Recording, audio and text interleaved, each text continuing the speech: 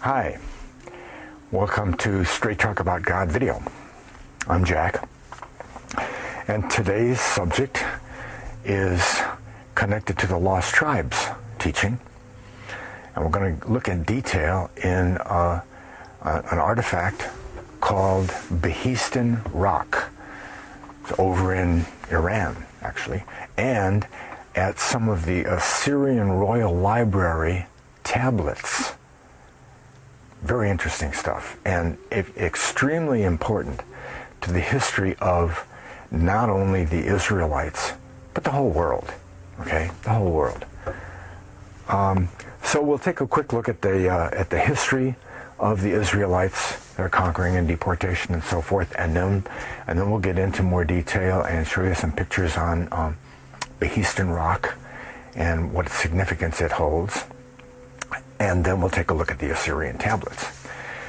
So, who are the Goths, the Franks, the Cimmerians, the Scythians, the Vikings, the Germans?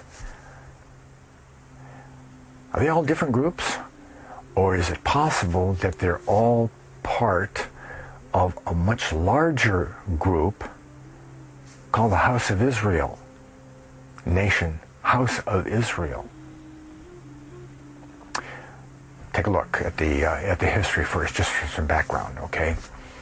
Under Saul and mainly David, the 12-tribe nation of Israel came together and was together for a long time. David ruled for 40 years. Lots of prosperity and everything, and then Solomon ruled after him. But when Solomon dies, his son tells those northern 10 tribes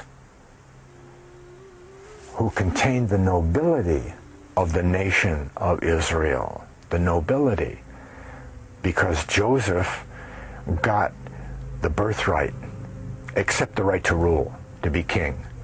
He got the whole birthright. His kids are the nobility of the nation of Israel, the 12-tribe nation of Israel.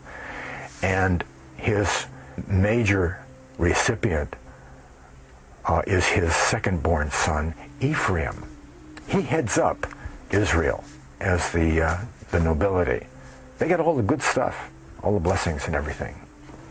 But Solomon's son, he says, I'm going to put more taxes on you guys. And they say, no, you're not. We're out of here. And they split around 925 or somewhere like that. And they're apart for 200 years. And they war against each other and with each other for other people and stuff all for that time.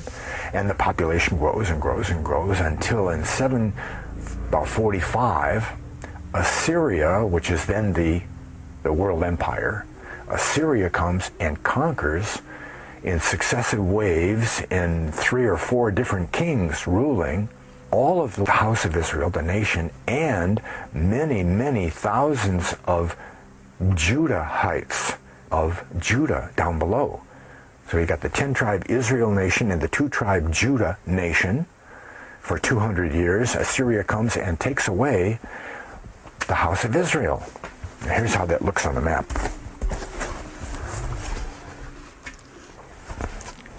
You can look it up in Judges and Chronicles, and it'll tell you the names that I'm going to mention here. You can do your own research on this. But down here in Israel, okay, Assyria comes. Assyria is the ruler of the Fertile Crescent. The Assyrian Empire mainly centers around the Fertile Crescent. See, there's a big line of mountains here and up around the top, and then the Mediterranean Sea. So they take these guys away to, you can see this or not, Hala and Habor and the river Gozan. That's what it says in the Bible.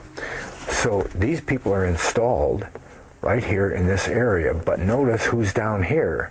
See, the Medes and Persia are down below. Okay?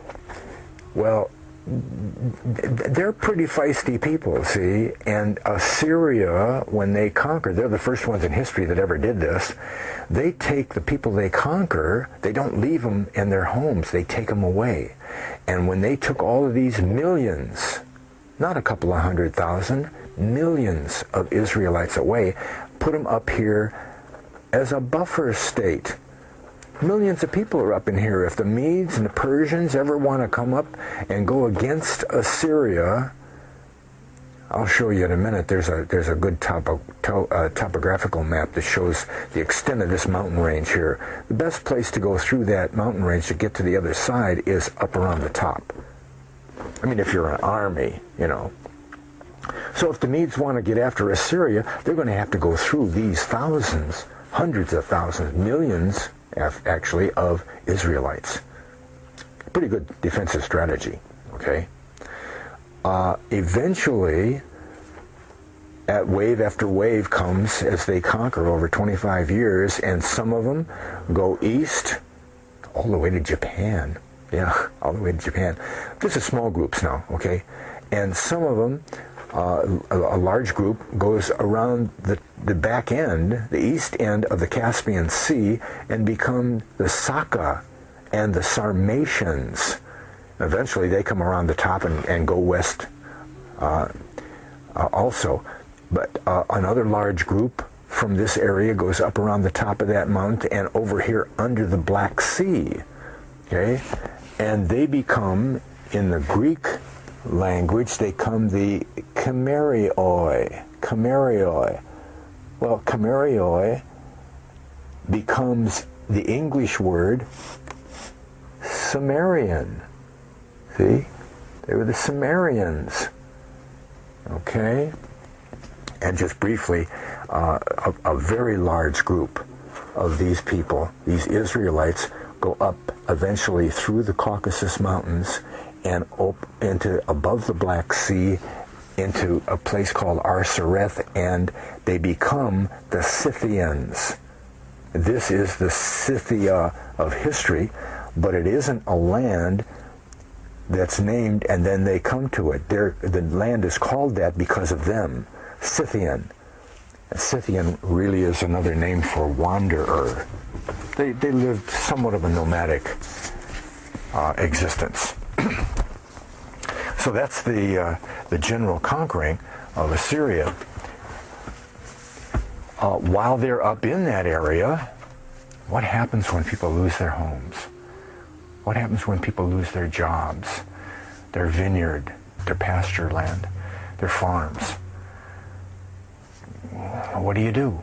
What have poor people in that situation done all through history? They join the army. Okay? They join the army.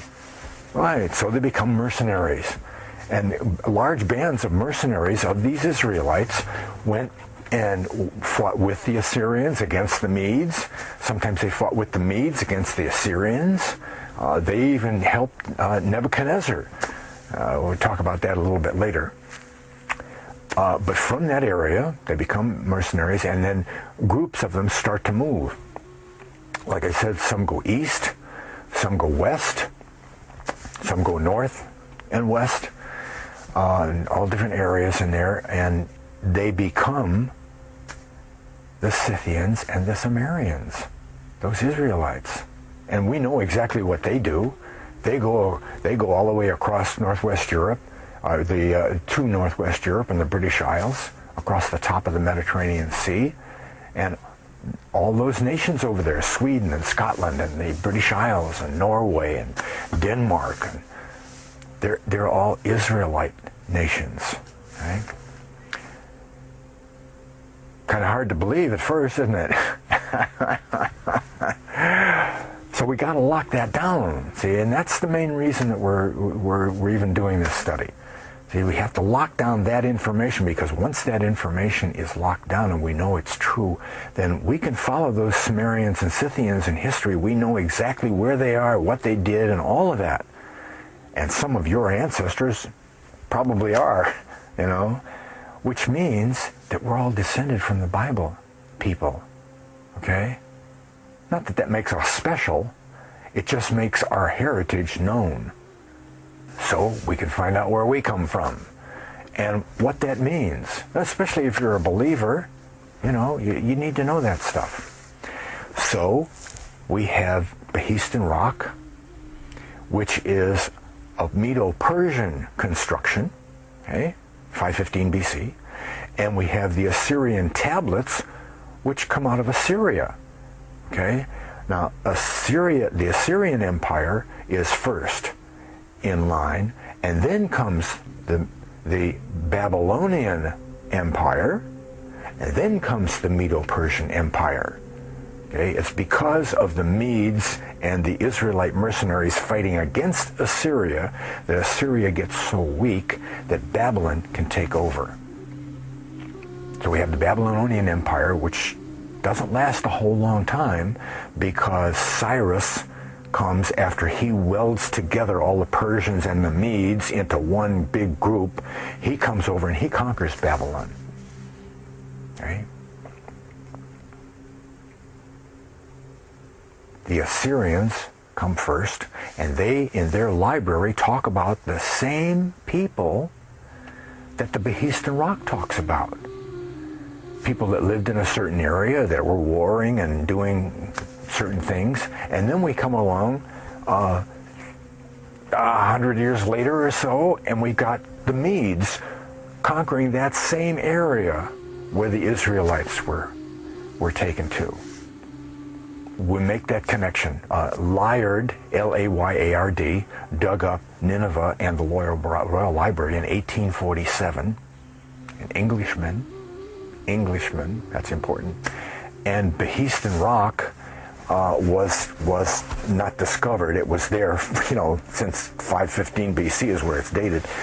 It was taken on as a project by Henry Rawlinson in about 1840. I think, remember I said I've got a topo map here that I want to show you of that same area, okay? And you notice now, here's the Caspian Sea, there's the river Gozan coming out here, and Hala and Habor are at Bin. That's where the Israelites were placed by Assyria, okay? And the Medes are down in here, okay? But look at all these mountains, how thick that range is all the way through there. Pretty tough to get an army through that kind of thing. So my educated guess is that anybody who wanted to get into the Fertile Crescent would go with an army, would go around the top where it's thinner, come around here like Lake Van, and here's Lake Yermia, which may be mentioned in one of the tablets that we're going to read later on. But also I want you to notice that Babylon is down here, but these two red spots here, these two red spots are Ecbatana, and here's Behistun. See, the rock is there, and Ecbatana is the old capital of Persia. We'll get to that. So there's the topo map of the whole area. Before we get into E. Raymond Capt, here's an artist's drawing that I got off the internet, which kind of shows you what's going on there. There's Behistun rock sitting all by itself. There's the inscription. Well, it's not an inscription. It's a big bas relief. We'll get into the description of that pretty quick. Well, I might as well do some of that now. There's going to be some repeat here, but it'll help reinforce what's going on here. Okay, so you've got the rock face that's chiseled out, and here's some photographs of it. Here's from down below looking up, okay? And here's another one from one side looking that way. That's a pretty good one. These are real small images that I got off of the internet. And you can also do a Google Earth and find Behistun rock, but you can't see any of the inscription. And then here's the whole thing from the other side. But these are not all the writings, okay? This is just the bas relief, okay? You see there's the king there. See, he's twice as big as everybody else, and here's a couple of his servants. Here's another one of the king. But I want you to notice the king He's got his kingly robes and everything, but he's got his foot on this guy. There's his arm sticking up there. He's got his foot on his chest. Okay? Well, here's another. The main thing I want you to see in this picture is that first of all, there's these 9 guys are standing up and 1 down here. That makes 10. You notice all their hands are tied behind their backs, right? And if you look real close, you can see a rope that goes between the necks of all of them. They're all tied together with a rope, okay? And their hands are behind their back. They're conquered, right? Okay, well, from the photos, we can tell they're not kings, are they? Look at the dress on those. See? They don't look like kings. They're dressed more like peasants, okay? Not with kingly robes and all that, and crowns or anything like that. So they're not kings. They're not dressed like kings. But who builds commissions a big construction like this for conquering a bunch of peasants? Okay, so they're not strictly peasants, but they're not kings either. Also, if you notice, they can't all be from one tribe. Okay, they're all dressed in different ways. You know, some have hats, some have beards, some have long robes, some have short. You know, they're all different. This guy over here is mentioned in one of the tablets. In one of the inscriptions. They have a pointy hat, which is a Hebrew kind of headdress anyway. And notice that over each one of these guys is a little blurb. Okay, each one of them has his own little blurb about who they are and where they came from and all that. And that's where we find out that these are the leaders, the elders. They're not the elders of one tribe, all dressed different, but they're the elders of the different tribes of Israel. They're maybe the chiefs or the sub-chiefs of the tribes of Israel. Okay? And when we go to the text, we find out that the word Cana is used and Armenia is used. We'll get to that in a minute too. That's exactly where the Israelites came from, the land of Canaan. Okay? And this is what the whole thing looks like. This is artist rendering, but it shows you what the whole thing is like up there. Okay. Now remember, this rock face is perpendicular to the ground. Okay. And you look up here, you see this guy is on the ladder over here. He's on the ladder. That's supposed to be Rawlinson. He's deciphering all the writing, okay? There's no place to stand there. They must have hung ropes down, and they chiseled out the whole face of this thing. You know how big this thing is? It's 300 feet off the ground in the first place, okay? They couldn't put a long ladder up there. 300 feet off the ground. It's 150 feet wide. 150 feet wide and 100 feet tall. That's bigger than a half a football field. See? And if that's the case, then the king is 25 feet tall. Okay? This is a huge thing. All right? Now, the writings line up like this. There's the picture, and these two big faces over here contain the Babylonian language. Here's the Elamite language, these three. And then here's the Persian language over here, and there's a bunch of supplemental text it says over here. Plus, remember all those writings that are over the names, over the heads of each one of those conquered leaders. Okay. So let me get Raymond Kapp's book here, Missing Links Discovered in Assyrian Tablets. E. Raymond Kapp. Okay? A really, really good book on the lost tribes in general. Brings a lot of stuff in here, heraldry of the tribes, all kinds of different facets, and Behistun Rock, because Behistun Rock is just a wonderful confirmation. See, and it shows us what happened. Right? The old caravan road from Babylon to Ecbatana, ancient capital of Median, runs by a limestone mountain rising out of the plain to a height of 1,700 feet. About 300 feet above the base, on the perpendicular side, is a rock face containing an inscription by the order of Darius the Great, about 515 BC. The inscription not only fixes the date of his reign, but provides some interesting references to the so-called lost tribes of Israel. The memorial measures about 150 feet long by 100 feet high. Okay? The labor of preparing and polishing the mountainside on a sheer cliff must have been a painstaking task. Where the rock was defective or unsound, pieces were filled in and secured with molten lead. Hey, the king could do that, you know. He's the king of the world. The inscriptions are in 3 languages. I showed you that: Babylonian, Elamite, and Persian. They were chiefly in the cuneiform, wedge-like characters.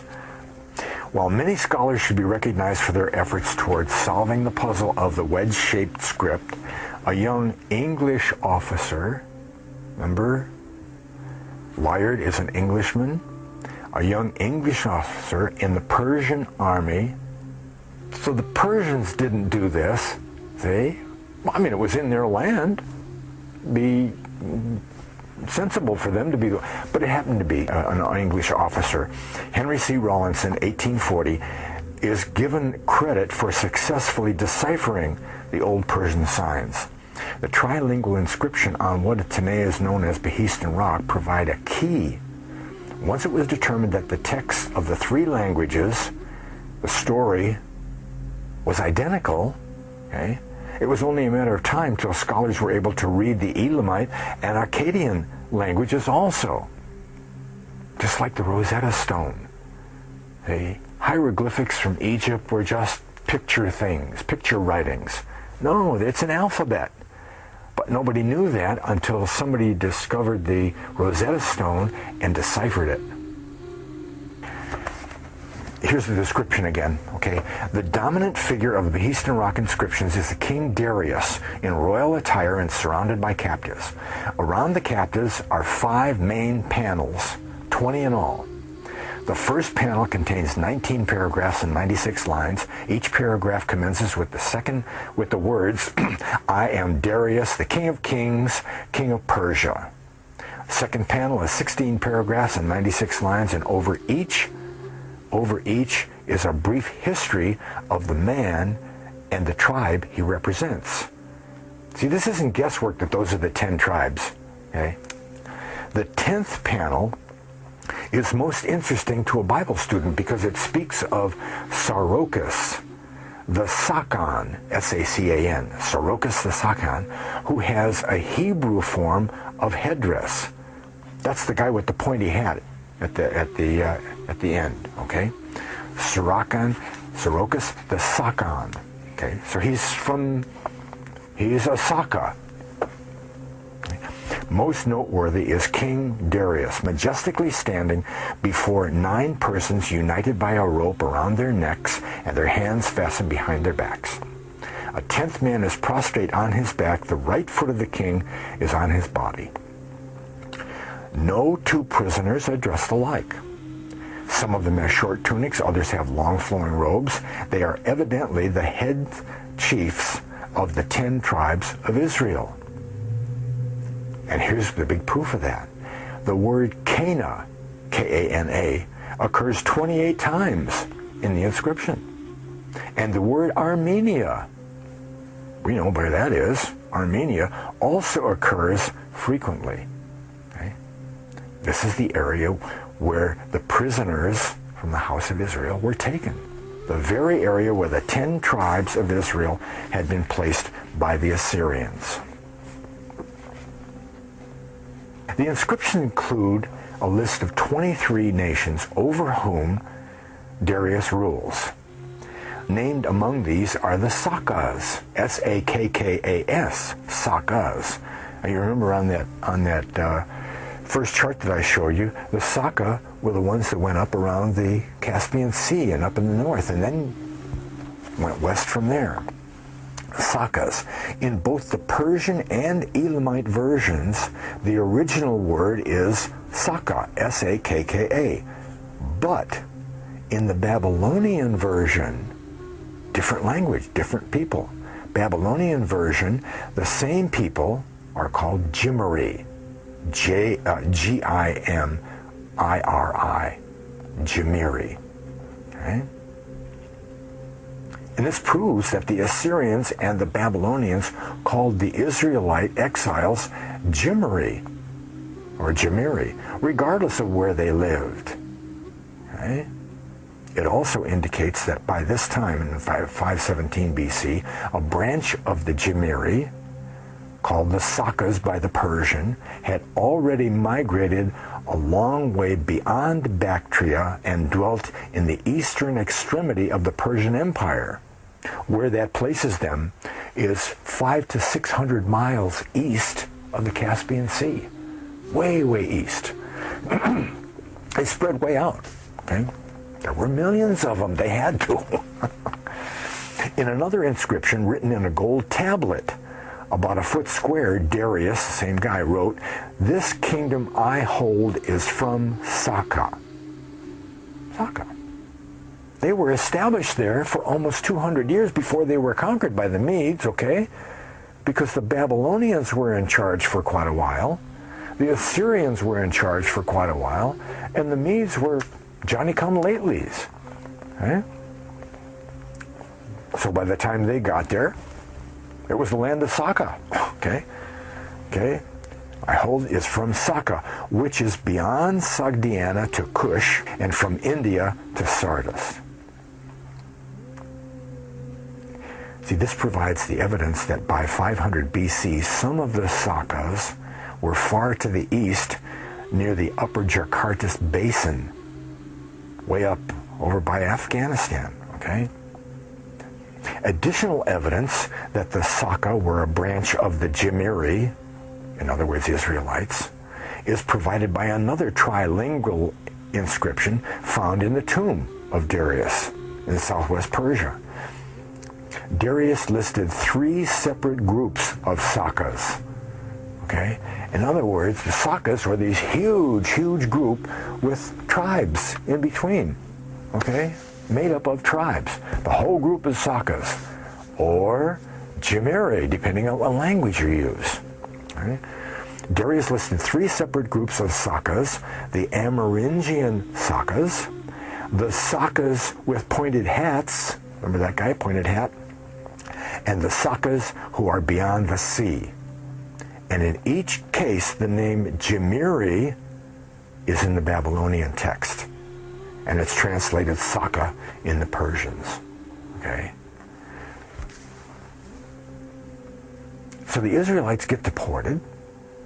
They're placed up in the northern area there, and they're not called Israelites anymore. They're called Cimmeri, Gamera, a bunch of different spellings, or the Saka, or the Iskuza, which we'll get to. A lot of different names, but none of the names that they called themselves. They called themselves either the house of Israel, and they often used the house of Isaac, which you'll find prophesied that they'd call themselves by the name of Isaac. Okay? These inscriptions have been known for many years, but the publications dealing with them has generally been passed over the translation of Cimmeri to Saka with scarcely a comment. Perhaps the conclusion can be drawn from the inscriptions, also the writings of Josephus, is that the Iskuza, I just mentioned those, the Iskuza were called Saka by the Persians. So that's a smaller group of the Saka, or the Saka themselves, by the Persians. Therefore, the logical conclusion is that the Iskuza, the Saka, and the Cimmerians are the same people. Okay. Then, in reviewing the royal correspondence of the Assyrian Empire, it is evident that the Iskuza, the Saka, the Scythians, the Cimmerians, and the Cimmeri are all Israelites. They're all Israelites. And we'll get some more confirmation of that with the Assyrian tablets, okay, which we're about to take a look at here. Here's a little map, a couple little maps, topographical maps. Again, here's the Fertile Crescent. That's the mainstay of the Assyrian Empire. They took Israel away, put them up in here underneath the Caspian Sea. Okay, the Medes are down on the other side over here, and let's see, we've got Nineveh here. Where's Nineveh? Oh, I can't find it. It's backwards to me here. Oh, I see. That's the map of the early history of the time. Okay, here's the lower map that shows the later history, and you see Nineveh here. There's Lake Van, Lake Urmia. Here's Haller, Heba, and the River Gozan, the Medes, and the Assyrian in the Fertile Crescent here. Okay, well, in this area right up here, this at that time was known as the land of Urartu. Urartu. Let me see. I've got a different map here that I want to show you on that. Ashcard, Urartu. Where's Urartu here? I thought I had that in a place where you could see it, but it's on a different map. That's where it is. It's on a different map.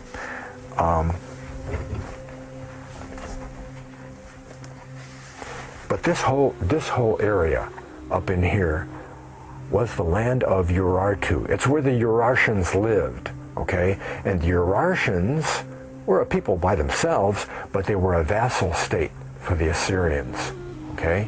A vassal state. Okay, let's take a look at some of the tablets. I've got a couple of shots here of many of the tablets that we're going to talk about. It's kind of what they look like here, all with the cuneiform writing on them. Okay. I mean, it's really just a kind of a jumble of dots, but here's a blow up of one of them. You can't see the actually writing. Okay, you can't actually see the writing, but there it is. That's not too bad a picture. These came out of Raymond Capp's book. Okay. What is this? This is tablet letter number 492. You notice up here. Okay, what does Cap say? One summer day in 1847, Layard drove his spade into a mound at Kayungjuk, and struck the buried walls of the Assyrian palace. He had found Sennacherib's splendid palace and the famous capital of Assyria. Quote, Nineveh, that great city. That's what it says in the Bible. Which had seemingly miraculously survived the centuries nearly intact. In two small rooms, Layard found stores of clay tablets inscribed all over with the curious Assyrian arrow-headed writing, which we now call cuneiform writing. Later, his assistant, Mr. Rassand, found another cache of these tablets, and when scholars later found out how to read the inscriptions on the tablets, it was discovered that these clay tablets were really the books of the great royal library of the Assyrian kings. Over 23,000 cuneiform tablets were found, whole or broken. These were shipped to the British Museum for translation and study, and the writings included Royal Library, okay, you'd expect that out of the Royal Library. Astronomical books, observations of the planets, mathematical calculations, medical prescriptions, religious texts, business documents, historical records of the different reigns of the kings, and personal correspondence of the kings.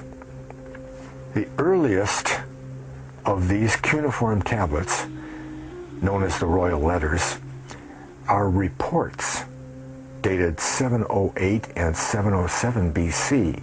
Let me stop here and remind you that King Sargon of the Assyrians was the second or third king to do the conquering of the whole house of Israel.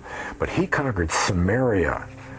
And you can find this, just go on the internet and look for Sargon and Samaria, and you'll find where he has an inscription that we can read that says that I conquered Samaria in 721 is the date, okay? 721 isn't very long. It isn't very long until 708, less than 20 years after they conquered.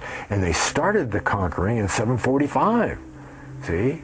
So a lot of people are up there in that area already. And the Urartians, again, is a vassal state. And now you've got these millions of Israelites, okay? Reports dating from 708, 787 BC from spies operating on the border between Assyria and Urartu. Okay? The spies were evidently sent there by the Assyrian monarch to watch and report on Urartian activities. It's from their reports that the activities of the Israelites can be found. Okay? Remember the name Cimmeri and Saka and Sake, Iskuza? Okay, keep those in mind. One tablet is identified as letter 123, 123, Gabuana Ashur to King Sargon. And it reads as follows. I'm not going to read the whole thing here, but it says, to the king my lord, your servant Gabuana Ashur, in regard to the orders which the king my lord issued to me, go do this stuff, okay? Concerning the watch of the people of the land of Urartu. Okay? My messengers are entered into the city of Kerban. They go on a bunch of other things about the Urartians. The main thing I want you to notice here, or remember, is that the king commissioned spies to go and report on the movements of these Urartians. Okay? Again, remember the Urartians were up in that area where they could come right down on top of the Assyrians. Okay? The Medes are over under here, and then you get to the Urartians, and then we go right down into the Assyrians. So on the border there between Urartu and Assyria, they got the spies, and they're writing back. Okay? At one point, Sargon, his son, Sennacherib, and your Bible students know about Sennacherib. He's the one that laid siege to Jerusalem, okay, and got in trouble with God, and 180 of his 80,000 of his troops were killed in one night, and he turned around and went back home. And essentially that was the end of the turning point of the Assyrian Empire. And that defeat allowed Babylon to take the fore. But Sennacherib is Sargon's son, and he's up there supervising the intelligence network, okay? And he writes to him and he says, there's some stuff happening and I'll tell you about it later. And this letter is a follow-up to that. The following letter, number 197, Sennacherib to King Sargon, appears to be a follow-up report. To the king, my lord, your servant Sennacherib, may it be well with the king, my lord, and he gives him a bunch of compliments, and then he goes on to say, the people of Ukai have sent word unto me, saying, when the king of the people of Urartu went into the land of Gamir. Does that sound like anything, Cimmeri? Went into the land of Gamir, his army met with a debacle. And himself and his district commanders with their contingents have been hurled back. And he talks a bunch about the battle and the conflict there. But then again he repeats and he says, they replied saying, when he went to the land of Gamir, his army met with a debacle. 3 of his officers together with their troops were slain. He himself escaped and entered into his own land, back into Urartu, okay? His camp has not yet been attacked. Then it says a few more things. Now remember the geography, okay? Because Urartu was above Assyria.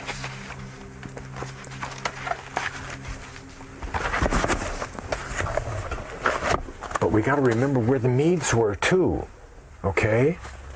Because this is Urartu. The Medes are down here, okay? Who's down over here?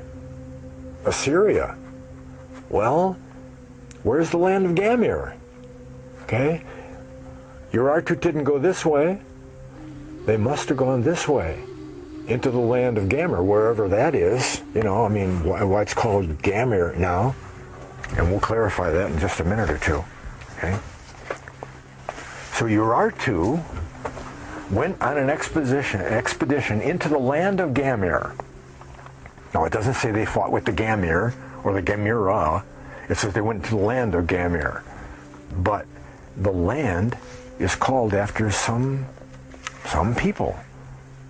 Letter 197 and 646 identifies the area of the disastrous rout of the Urartians as the land of Gamir. Okay? Since the area was southeasterly of Urartu, that's what I showed you, this would place it in the territory of the Manai. Not the Gamir, not the Cimmeri, but the Manai. Okay? Land of the Manai. A kindred people ruled over by the Urartians. Okay? Manai and the Urartians are kind of together. Different groups, but together. Okay?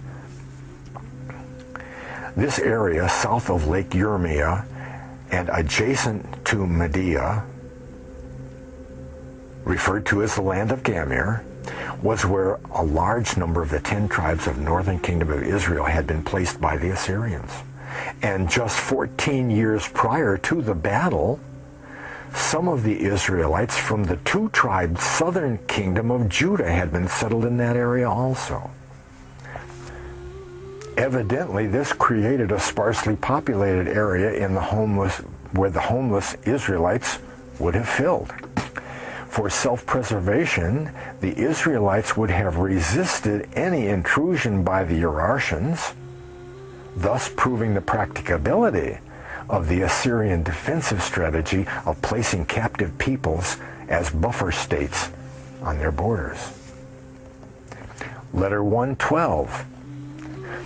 Arad's sin to the overseer of the palace reveals the names of the inhabitants of Gamir as the Gamera, G-A-M-E-R-A.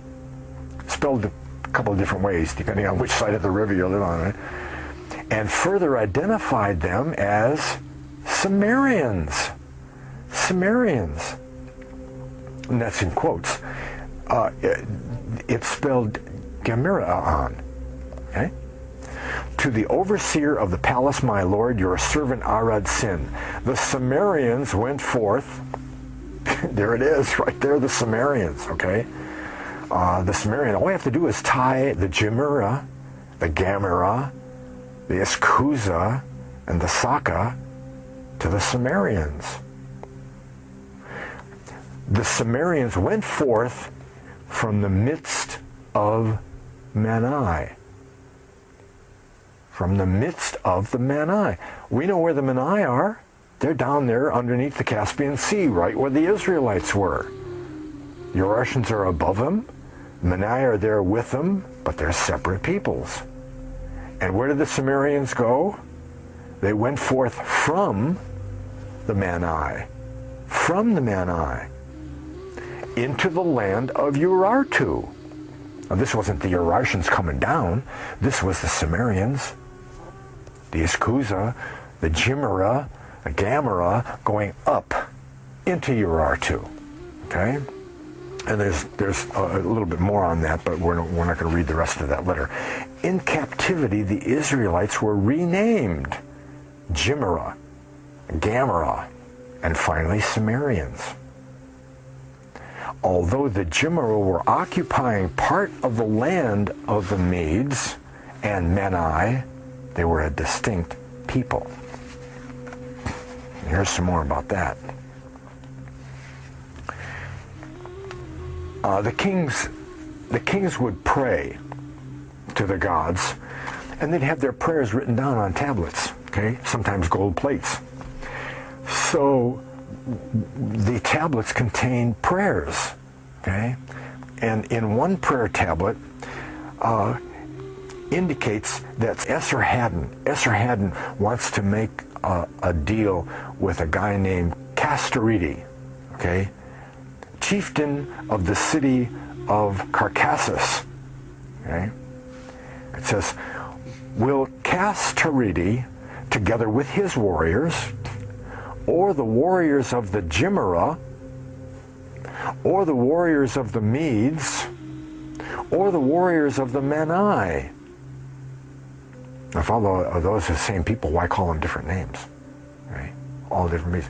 And just in case he doesn't leave anybody out, he says, and any other enemy whatsoever, as there may be, succeed in their plan.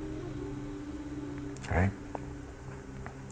The above prayer indicates that the Jimera were separate, but had joined with the Medes and the Menai under this Castoridi guy against Assyria. As I said before, they fought with whoever they felt like, how many ever times they wanted to, switch sides didn't make any difference. They were mercenaries. An analysis of the texts of the royal letters leads only to the conclusion that the Jimera were part of the Israelites lost in the Assyrian exile. However, the Jimera people, identified in the royal letters, fail to account for a greater number of the Israelites of the 10 northern tribes of Israel, plus large numbers of the southern kingdom of Judah carried into Assyrian captivity. What happened to them? The answer to the question is found in the prayer tablets of the Assyrian king Esarhaddon.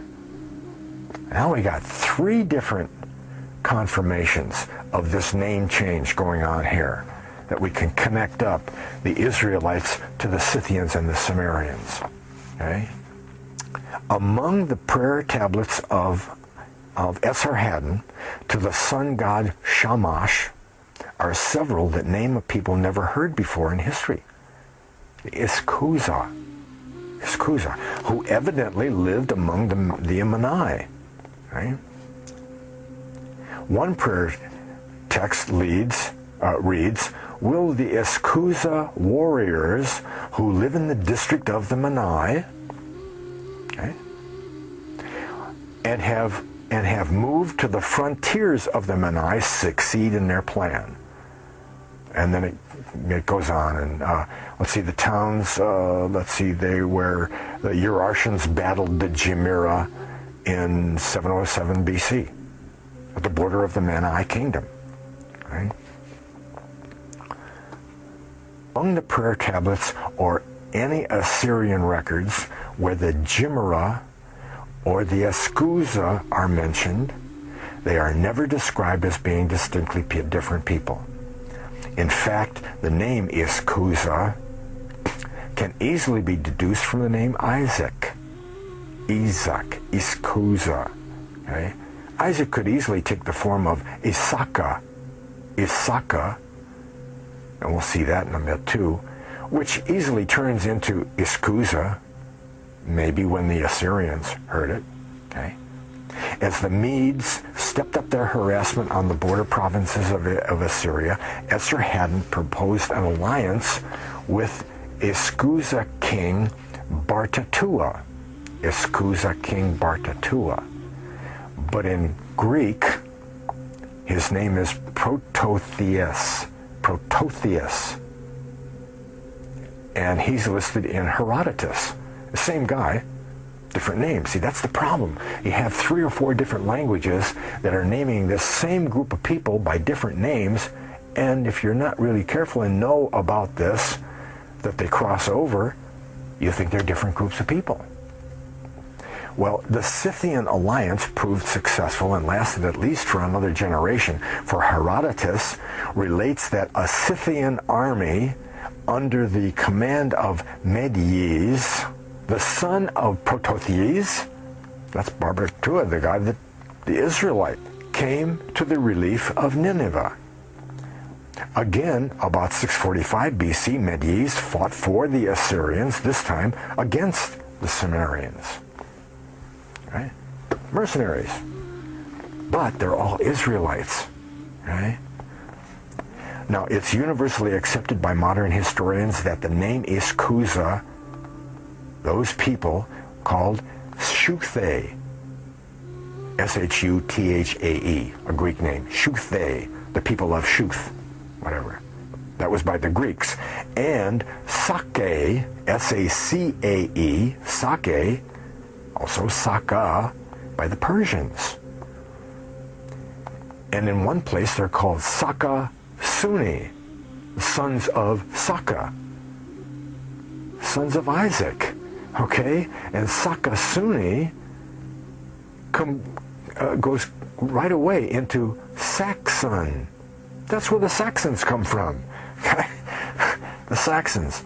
Herodotus further tells us that the Persians called the Sake Scythians. Scythians. Why? Not because they lived up in Scythia yet. Maybe they did, maybe they didn't, but that wasn't, because it's a name that means wanderer, nomadic existence. They didn't establish big towns and things.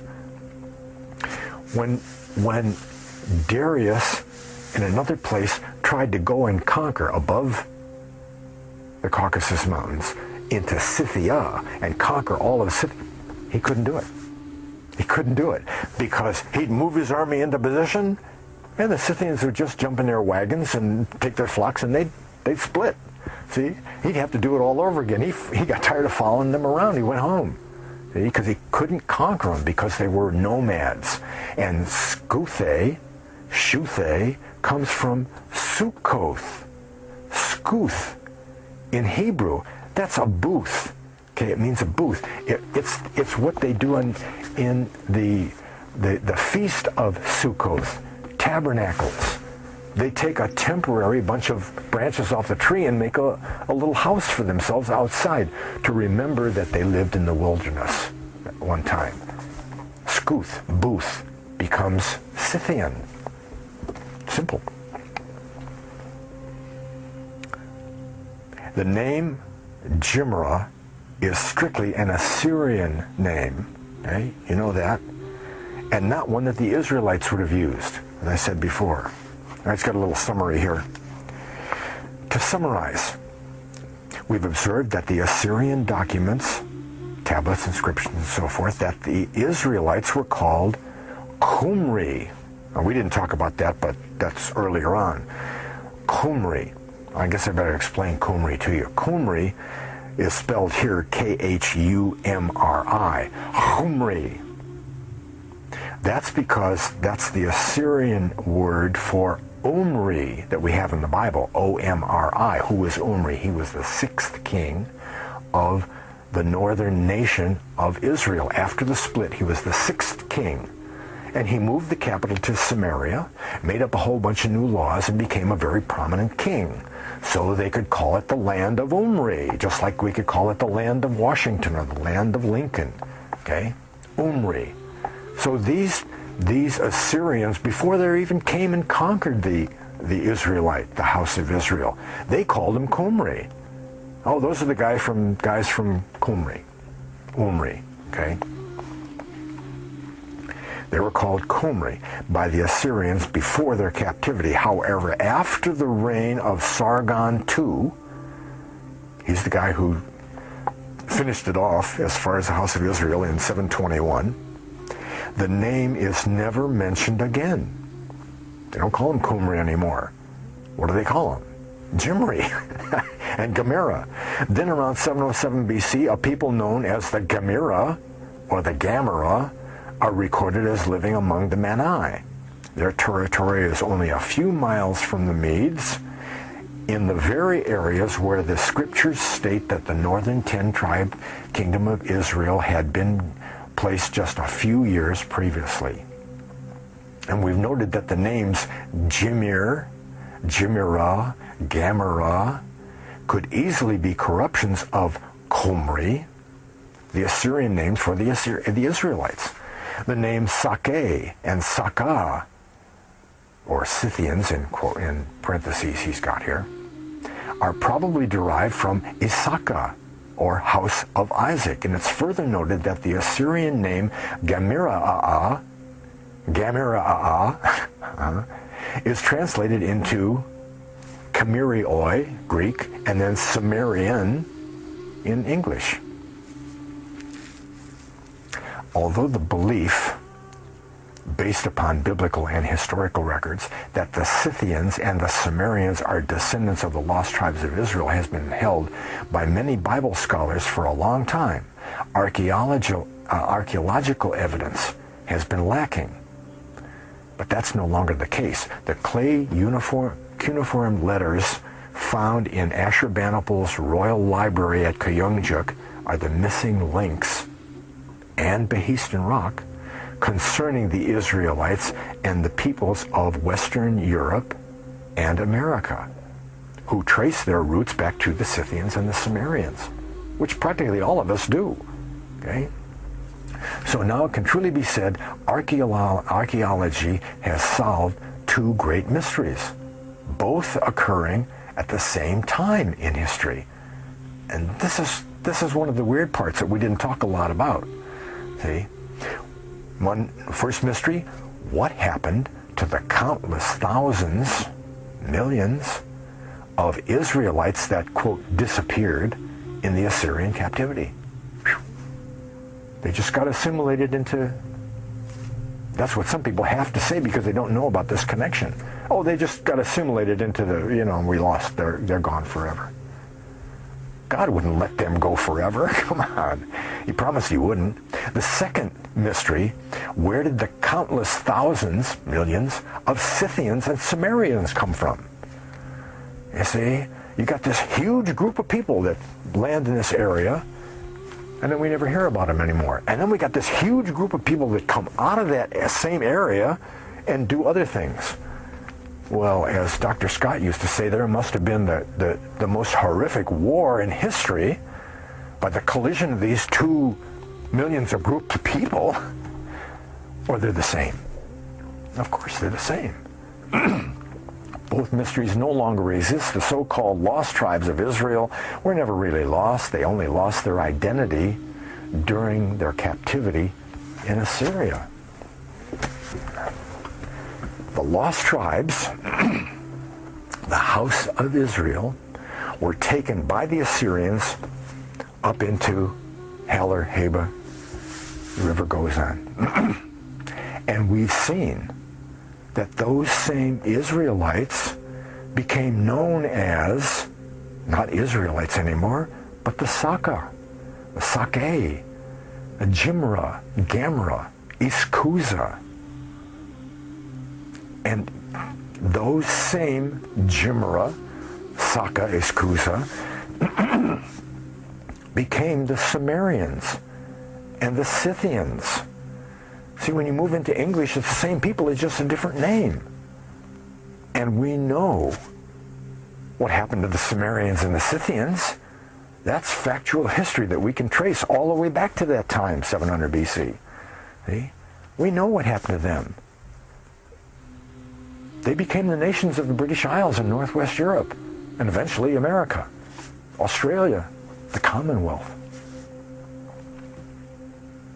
What's really too bad is that pastors and teachers don't, and some won't.